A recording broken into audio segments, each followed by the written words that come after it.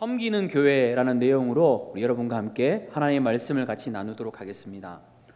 하나님은 늘 교회를 통해서 하나님의 아름다운 일들을 이루어 주십니다. 역사를 보면 하나님은 교회를 통해서 하나님의 역사를 이끌어가는 것들을 너무나 많이 볼 수 있습니다. 그러니까 사단에게 가장 중요한 것은 교회를 무너뜨리는 겁니다. 그래서 외부의 공격을 통해서 내부의 공격을 통해서 어떻게든 교회를 무너뜨리기를 원합니다. 교회가 교회다움을 회복하면 하나님의 나라는 자동적으로 확장되게 되어 있습니다. 그러니까 하나님의 나라의 다움, 그러니까 교회의 다움을 잃어버리게 하기 위해서 사단은 내부적으로도 외부적으로도 공격합니다. 사도행전 6장은 사단의 외부적인 공격이 끝나고 내부적인 공격이 일어났었던 부분들을 가지고 우리에게 말해주고 있습니다. 어떤 문제가 교회 가운데 일어났던 걸까요? 교회라 그래서 아무 문제가 없지는 않습니다. 어떤 문제가 일어났는지 말씀을 통해서 한번 살펴보겠습니다. 사도행전 6장 1절 말씀입니다. 같이 한번 읽어보겠습니다. 자, 시작. 그때에 제자가 더 많아졌는데 헬라파 유대인들이 자기의 과부들이 매일의 구제에 빠짐으로 히브리파 사람을 원망하니. 그때에 제자들이 더 많아졌습니다. 예수님을 믿는 사람들이 더 많아졌습니다. 그런데 이때 어떤 일이 일어납니다. 무슨 일인가 하면 헬라파 유대인이라는 사람이 있고 히브리파 유대인이라는 사람이 있습니다. 헬라파 유대인이라는 말은 헬라 문화에 익숙한 사람, 그리스 문화죠. 그리스 문화에 익숙하고 그리고 그리스 말을 사용하는 유대인들을 말합니다. 그러니까 사는 곳은 이제 예루살렘이 아닌 거죠. 이제는 지금 예루살렘 살지만 디아스포라처럼 흩어진 유대인을 말하고 있습니다.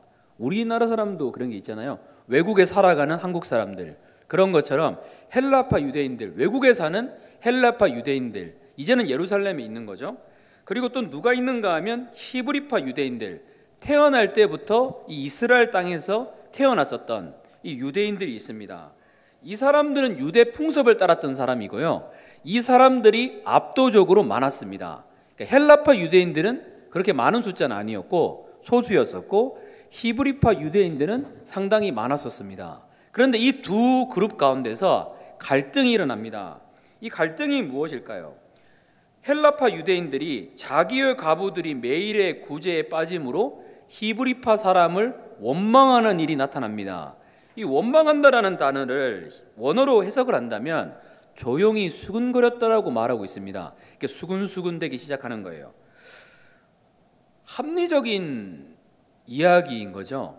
헬라파 유대인들만 구제라는 것은 사람을 돕는 거잖아요. 헬라파 유대인들이 이스라엘로 돌아왔습니다. 그런데 과부와 이런 분들은 스스로 살아갈 힘이 없습니다. 그럼 구제를 받아야 되는데 당연히 구제를 받아야 되는데 이 구제받는 것에서 자꾸 소외가 됩니다. 그러면 배고프잖아요. 힘들잖아요. 그러니까 여기에 대한 갈등이 계속적으로 일어납니다. 유대인의 입장에서는 또 이렇습니다.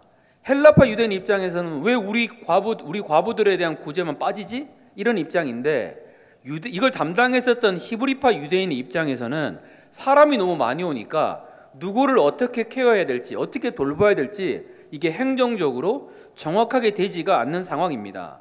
그러니까 의도적인 게 아니거든요. 고의적인 게 아니라 행정적인 착오로 말미암아서 이런 문제들이 교회 가운데 일어나게 됩니다. 사람이 많이 늘어나면 우리도 모르게 하나씩 놓칠 수 있는 것이 그러한 모습이라는 겁니다. 그런데 합리적인 거거든요. 다 알다시피 당연히 배고프니까 이야기해야 되는데 사단은 이걸 이용해가지고 교회를 어떻게든 흔들기를 원합니다. 그런데 사도들은 이걸 그대로 두지 않습니다. 하나님은 이걸 그대로 두는 것이 아니라 도리어 이거를 통해서 교회를 더욱더 아름답게 성장시키십니다. 하나님은 어떻게 아름다운 교회로 만드셨던 걸까요? 외부적인 공격, 내부적인 공격을 뛰어넘어서 어떻게 아름다운 교회를 만드셨는지 오늘 말씀을 통해서 같이 한번 살펴보겠습니다. 첫째는 이렇습니다. 같이 한번 읽겠습니다. 자, 시작. 일곱 일꾼들을 세웠습니다. 사도행전 6장 2절부터 3절 말씀입니다. 같이 읽겠습니다. 시작. 12사도가 모든 제자를 불러 이르되 우리가 하나님의 말씀을 제쳐놓고 접대를 일삼는 것이 마땅하지 아니하니 형제들아 너희 가운데서 성령과 지혜가 충만하여 칭찬받는 사람 7을 택하라.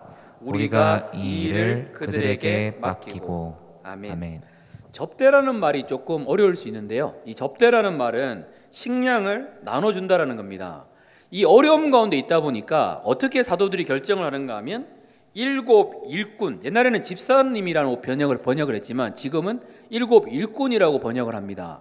7 일꾼들을 세웁니다.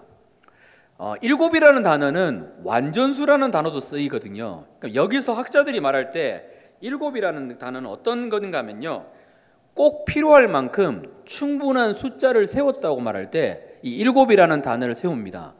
그러니까 사도들이 모든 이런 것들을 할 수가 없잖아요. 교회의 소수에서 어떤 일을 다 할 수 없으니까 어떻게 하는가 하면 뛰어난 도움이 필요한 곳곳마다 하나님의 일꾼이라고 말하는 사람들을 그 곳마다 다 세운다라는 겁니다. 그러니까 필요한 숫자만큼 충분하게 일꾼들을 세워나갔다라는 겁니다. 그러면 이분들이 구제와 교회의 제반적인 행정의 업무를 담당합니다. 혼자 할 때는 안 되는데 많은 일꾼들이 세워지게 되니까 부족한 영역들이 뭔지 알고, 혼자 봤을 때는 무엇이 지혜인지 어떻게 나가는 게 공동체를 견고하게 하는지 모르지만 함께 하니까 나도 모르는 부분들이 보여지게 되고 그걸 통해서 교회는 견고하게 되어 있다는 겁니다. 신앙의 성장은 일꾼을 세우는데 섬기는 것과 상당히 연관이 되어 있습니다.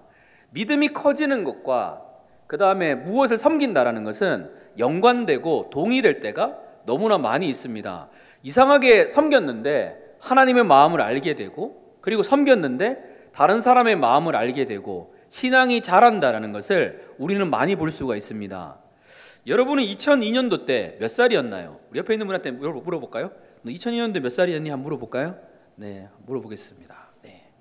안 태어났는데요? 그럼 제가 당황스러운데요. 네. 2002년도 때 저희가 기억나는 장면이 있습니다. 우리 주일 형제님 맞죠? 예, 있습니다. 네네네. 2002년도 때 기억나는 장면이 하나 있습니다. 월드컵요. 이제 또 월드컵이 다가옵니다. 와, 월드컵이 다가옵니다. 2002년도 월드컵 때, 와, 그때 그 감격은 이루 말할 수 없는 것 같아요. 근데 저는 이탈리아전을 어쩌다가 하다 보니까 식당에서 이탈리아전을 봤어요. 우리는 그때 장면들을 기억하시는 분들도 있고 녹화 방송으로 오늘 집에 가서 보셔도 되고요. 이탈리아전을 하는데 옆에 있는 아저씨가 이런 얘기를 하는 거예요. 야유, 우리나라가 어떻게 이탈리아를 이기냐? 그런데 그 말대로 1대0으로 지고 있었어요. 이탈리아전에. 그러니까 이 아저씨가 이렇게 얘기하는 거예요. 아유, 당연하지. 만약에 오늘 이탈리아전에서 한국이 이기면 내가 여기 있는 사람한테 다 밥을 사겠다. 이렇게 얘기를 했어요. 우와. 그리고 이제 딱 봤는데 어떻게 됐나요? 이겼어요. 그리고 아저씨를 찾았는데 없어졌어요. 뭐야 이게. 근데 하여튼 황당했어요. 그걸 보고 난 다음에 제 마음이 그때 너무 기뻤거든요. 그때 지나가면 빵빵빵빵빵 이거부터 시작해가지고 그 기쁨과 감격은 이루 말할 수 없었어요. PC방도 거의 다 무료였고요. 그게 정말로 대단했던 시간들이었거든요. 그때 너무 기뻤는데 이런 생각이 드는 거예요. 구경했던 나도 기쁜데 이 경기를 참여했던 사람들은, 선수들은 얼마나 기쁠까? 이 기쁨은 완전히 다르거든요. 보는 사람이 아니라 플레이를 뛰는 사람이 더 중요한 겁니다. 마찬가지로 교회도 이렇습니다. 난 교회를 사랑해. 나는 신앙이 있어. 이게 아니라 실제로 거기에 들어가잖아요. 섬김으로 들어가잖아요. 청년부도 마찬가지로 그 안에 깊이 들어갑니다. 그러면 하나님이 여기를 얼마나 사랑하시는지, 그리고 누군가를 섬기면서 리더의 입장들을 헤아립니다. 그래서 그랬구나.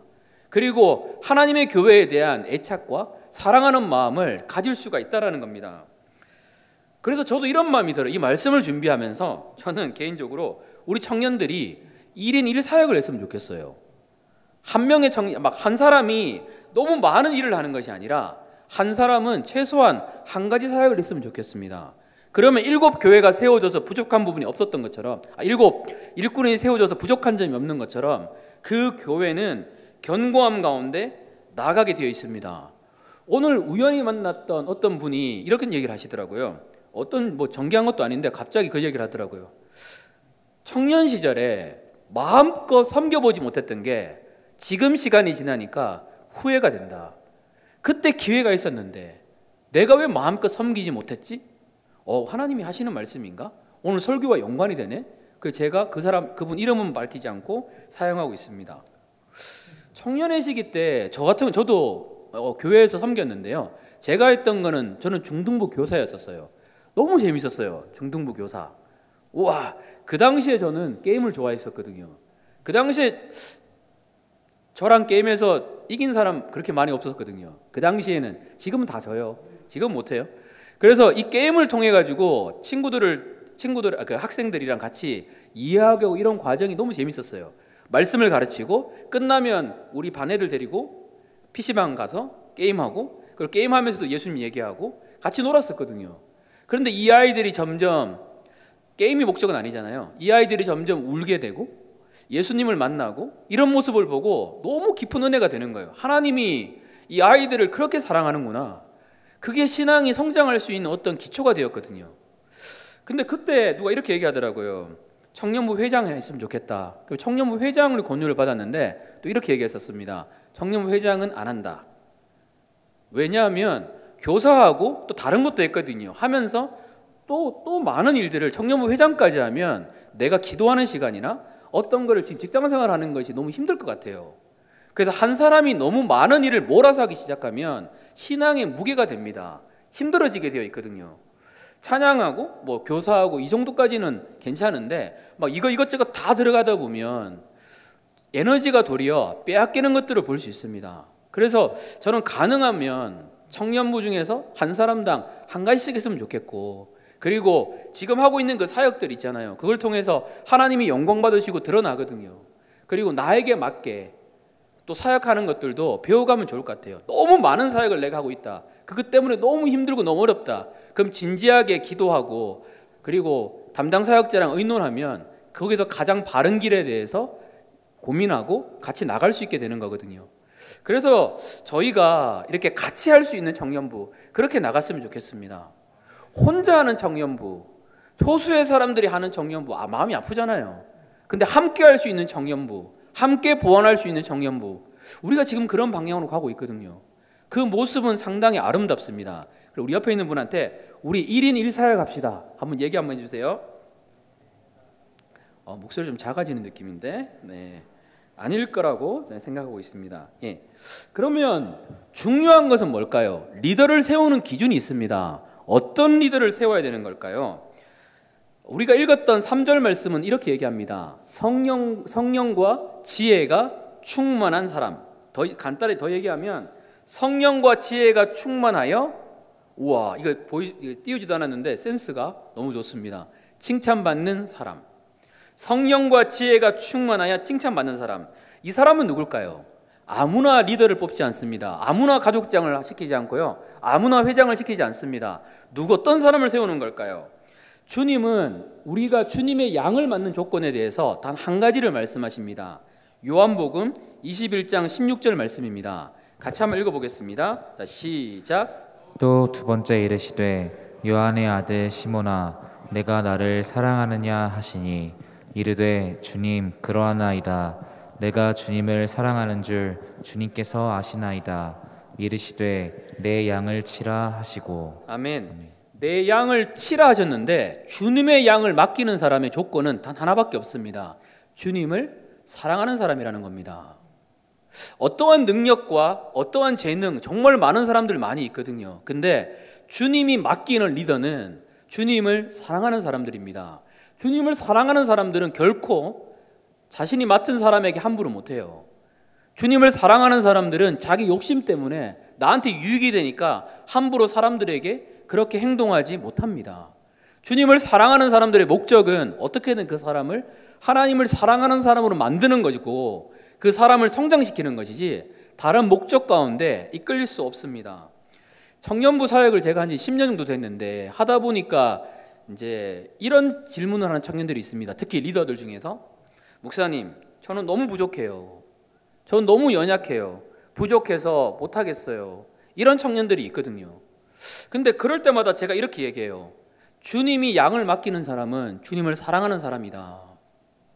너 약함조차도 하나님의 강함으로 말미암아 나갈 수 있다. 근데 때로는 기도하다 보면 내려놓으라 그러는 사람도 있거든요. 그런 친구들한테 내려놓으라 그러는데 그게 아니고서는 보통 이렇게 안내해주고 이야기해줍니다. 능력도 있고 행동도 잘하고 악기도 잘 다루고 뭘 다 잘하면 좋은 걸 수도 있겠죠. 그런데 꼭 능력 많은 사람이 어떤 단체를 이끌거나 또 사람들을 행복하게 하거나 예수님께로 이끈다라고 말할 수는 없더라고요. 지난번에 우리 교회에 금요철야에 강은도 목사님이 오셨습니다. 이분은 청소년 사역, 청년 사역으로 굉장히 유명하신 분이거든요. 근데 이분이 이런 이야기를 하십니다.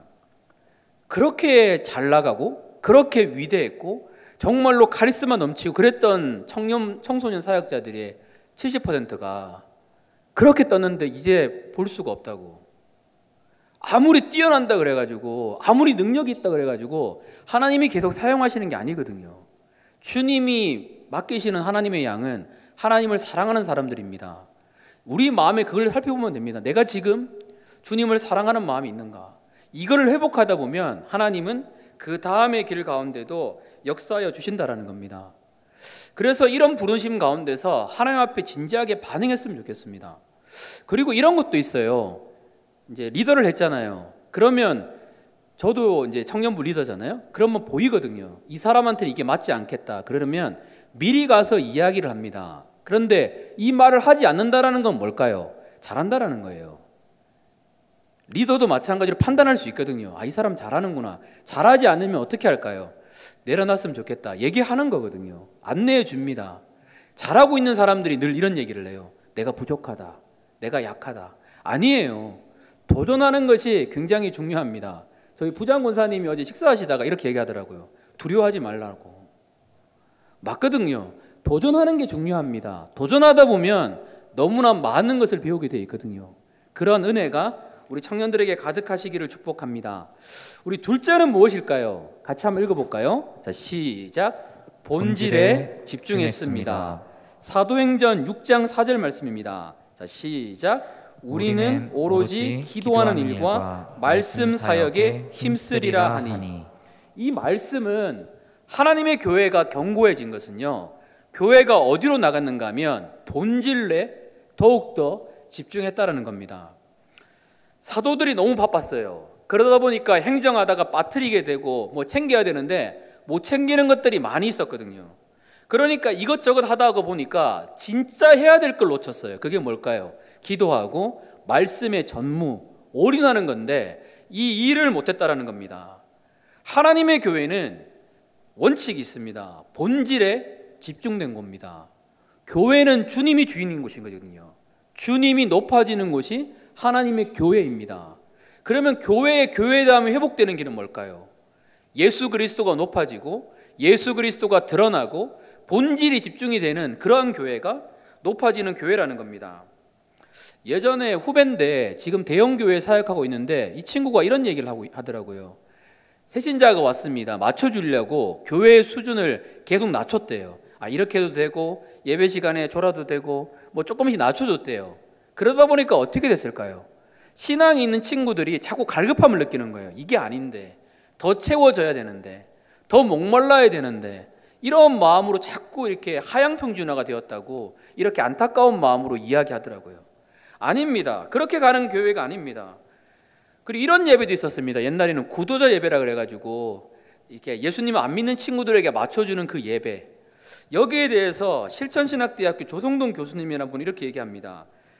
예배의 수준을 낮췄는데 그 결과 청년들을 도리어 내몰았다. 이렇게 얘기합니다. 무슨 얘기인가 하면 가요 듣는 거나 다 모든 것 있잖아요. 여기 말고 딴 데 가서 더 즐겁거든요. 청년들이 여기 오는 이유는 뭘까요? 예수님 때문에 오는 거예요. 예수님 만나러 오는 곳이 교회라는 겁니다. 교회의 본질은 어떻든 시대가 지나든 어떤 상황이든 간에 십자가가 부각되고 회개가 부각되고 보혈이 부각되고 주님의 이름이 높아지는 것이 교회라는 겁니다. 교회가 본질을 놓치지 않으면 이 교회는 든든하고 강력한 방향 가운데 나아갈 수 있습니다. 고 옥하는 목사님이 설교 도중에 이런 얘기를 한 적이 있었습니다. 여러분의 비교 대상은 누구입니까? 저입니까? 그러면서 나 옥하는을 여러분이 비교 대상으로 두십니까? 하면서 이런 설교를 합니다. 이분이 책을 한 권 봤는데 이 책이 전능자의 그늘이라는 책입니다. 짐 엘리엇 선교사. 이렇게 영상으로 많이 나와 있어가지고 뭐 비행기 이렇게 왔다가 이렇게 순교하셨던 분이셔가지고 많은 분들이 알고 있습니다. 휘튼 대학에 우수했었던 학생이었는데요. 이분이 수업을 듣다가 이 얘기를 듣습니다. 에콰도르의 아우카족이라고 있는데 이 아우카족은 복음을 지금도 모른다. 아무도 접근하지 않는 사람들이고 상처받은 사람들로 에콰도르에 거주하고 있다. 굉장히 힘든 가운데 살아가고 있다. 이 말을 듣고 난 다음에 이분의 기도는 이겁니다. 하나님, 나 이곳에 보내주세요. 저희는 편안한 삶 살고 싶지 않습니까? 근데 이분은 듣자마자 기도가 이거예요. 하나님, 나 이곳에 보내주세요. 이분의 기도와 우리의 기도는 얼마나 다른 걸까요? 이분의 기도가 이렇습니다. 하나님, 어서 저를 아우카족에게 보내주세요. 하나님, 내 생명을 취해주세요. 주의 뜻이라면 저의 피를 취하소서. 제 것이 아니기에 아끼지 않겠습니다. 내 생명도 내 것 아니에요. 주님 가지시옵소서. 저는 오래 사는 것을 원치 않습니다. 다만 주 예수님처럼 꽉 찬 삶을 살기를 원합니다. 저 이거 읽기보다가 회개하는 마음이 들더라고요. 이런 삶이었던 거예요. 복음을 뜨겁게 체험하니까 영광이거든요. 길게 안 살아도 돼요. 다만 주 예수께 꽉 찬 삶 살고 싶은 거예요. 그분이 나를 위하여 십자가에 죽으셨던 사랑을 경험하게 되니까 이제는 예수 그리스도를 드러내지 않는 삶을 사는 게 아픈 거예요. 예수님이 아프시다. 그럼 내 마음이 아픈 거거든요. 더 이상 구경꾼 안 됩니다. 인터넷에서 교회가 막 요구도 먹고 비판받을 때에 나도 동일하게 이렇게 쓰는 게 아니라 아무렇지 않게 구경꾼처럼 넘어가는 사람이 아니라 그것 때문에 아프거든요. 안 아프면 이상한 거예요. 주님을 사랑하는데 어떻게 여기 안 아파요? 하나님의 교회를 욕하는데. 그렇지 않거든요. 이분의 마음이 그런 거예요. 제 기도와 이분의 기도는 다른 것 같아요. 결국 어떻게 할까? 이분은요, 그곳에 가서 순교합니다. 총이 있거든요. 아우카족이 오해해서 창을 던지는데 총을 쏘지 않습니다. 왜냐하면 이분들은 하늘나라를 들어갈 준비가 안 돼 있거든요. 그래서 순교하고요. 이 소식을 들었던 아내, 선교사 5명의 아내가 어떻게 할까요? 이 부족에 가서 복음을 전하고 그 결과는 자기 남편을 죽였던 사람까지 다 예수님을 만나고 복음 가운데 돌아오게 됩니다. 우리는 이 얘기를 들었습니다. 우리는 누구와 자신을 비교해야 하는 걸까요? 저도 아니고요. 십자가의 길에 가까이 가려고 하는 사람과 나를 비교해야 됩니다. 저 주님을 목말라 하고 주님께 더 기도하고 싶은 사람들과 나를 비교해야 되는 거거든요. 저는 우리 교회에 이런 말들이 상식이 됐으면 좋겠어요. 아, 기도 1시간밖에 못했네. 이런 말들이 상식이 되었으면 좋겠어요. 저희가 월화수 계속 기도해야 하고 있습니다. 지금 30분 하고 있는데 슬그머니 느릴까 지금 고민도 하고 있어요. 근데 우선은 30분씩 계속 훈련하다가 나중에는 계속 늘렸으면 좋겠어요. 기도가 너무 좋아지는 거죠. 주님과 가까워지고 하려는 사람들과 내가 점점 더 가까이 가잖아요. 그럼 내 신앙은 어떻게 될까요? 점점 더 견고한 방향 가운데 가게 됩니다. 주님과 멀어지려고 하는 사람과 더 가까워지는 것이 아니라 주님과 가까워지려고 하는 그 사람들의 이야기를 듣고 거기에 목마르고 나아가다 보면 그 교회는 굉장히 튼튼한 교회가 됩니다. 지금 이때도 믿음으로 살아가는 선배님들이 너무나 많이 있습니다. 저는 누군가에게 이런 얘기를 들었었어요. 우리나라에 그때 세월호 사건이 일어났을 때에 많은 사람들이 막 마음이 아팠잖아요. 근데 한 선교사님이 그 얘기를 듣고 40일을 금식으로 기도했다고. 근데 이게 굉장히 마음이 그런 거예요. 마음이 막 그런 거예요. 나는 왜 그렇게 기도하지 않았을까? 자책이 아니라 정말로 본받고 싶은 마음이 드는 거거든요. 예수 그리스도를 알게 되고 그분을 사랑하게 되면 내 이름이 높아지는 거에 대해서는 별로 관심 없어요. 나는 없어도 돼요. 주님만 드러나면 되는 거거든요. 오늘 찬양처럼 우리의 목표는 살든지 죽든지 그리스도가 영광되게 되는 거지 내가 높아지는 것이 아니에요. 믿음의 선배들은 다 그런 길들을 걸었습니다. 힘들어서요? 아파서요? 억지로요? 아니요. 기뻐서요.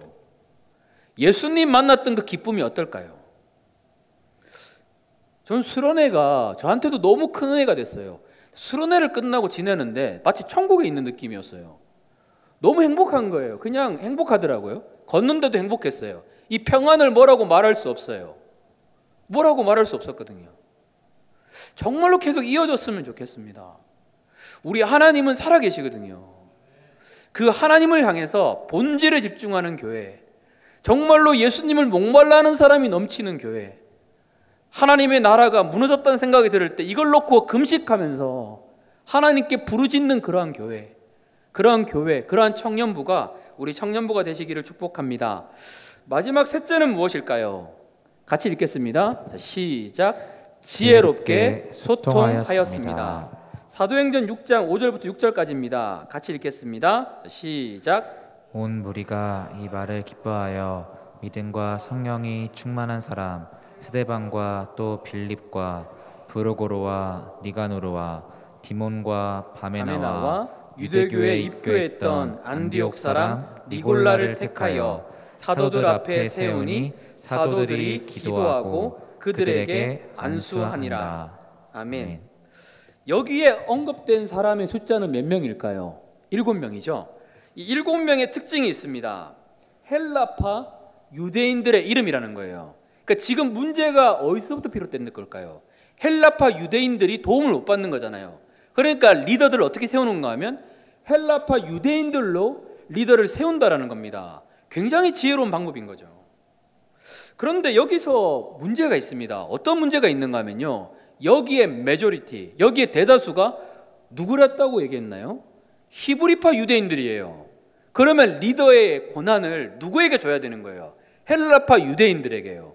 그런데 예수 그리스도를 만난 히브리파 유대인들은 그 자리를 내어줍니다. 소수의 헬라파 유대인들에게 이 자리를 내어준다라는 거거든요. 헬라파 유대인들의 특징은 뭐가 있는 걸까요? 외국에서 살다 온 사람을 여러분들이 대해보잖아요. 우리 교회도 있고. 그런데 굉장히 자유롭습니다. 유머 감각도 굉장히 많고요. 그리고 사람들을 굉장히 좋아합니다. 어떤 형제님이 떠오르는데요, 그런 분들이 있습니다. 근데 이분들의 장점들, 친화력이 너무 좋잖아요. 너무 사람들이 좋잖아요. 그런데 히브리파 사람들의 단점이 이겁니다. 본인들만 알아요. 나쁘다는 의미가 아니라 예루살렘에 있다 보니까 나는 선민이다, 선택된 민족이다, 이러니까 이방 민족들에 대한 마음이 별로 없습니다. 부족하거든요. 포용성과 열린 사고방식이 부족해요. 그러니까 이거를 히브리파 유대인들이 정확하게 압니다. 그러니까 내가 이게 안 되니까 소수지만 누구를 세우는가 하면 헬라파 유대인들을 리더로 세워줬다라는 겁니다. 이거 얼마나 아름다운 걸까요? 내가 가지고 있는 권력, 내가 가지고 있는 많은 것들을 사람들은 내려놓기를 원하지 않거든요. 그런데 복음이 임하니까 내려놓습니다. 너희가 리더가 돼. 축구 얘기 자꾸 나오지만 축구에서 슛을 넣는 게 영광스럽잖아요. 근데 어시스트 하는 거 있잖아요. 그것도 정말로 영광스러운 거거든요. 나는 사라져도 괜찮아요. 하나님의 교회가 영광스럽게 되는 것이 헬라파 유대인들이 일어나는 거구나. 너희가 해. 이게 초대 교회의 그러한 모습이었다는 겁니다. 저는 이러한 자유로움이 우리 청년부 안에 많았으면 좋겠습니다. 와, 이거 하고 싶어요. 연탄 배달하고 싶어요. 누군가를 돕고 싶어요. 한번 이렇게 노숙인들과 또 돕고 싶고 이분들을 위해 기도하고 싶어요. 나 이런 사역 해보고 싶어요. 창조적인 사역들 많거든요. 어떤 분이 그 얘기 하더라고요. 군대 가고 싶어요. 무슨 군대를 가?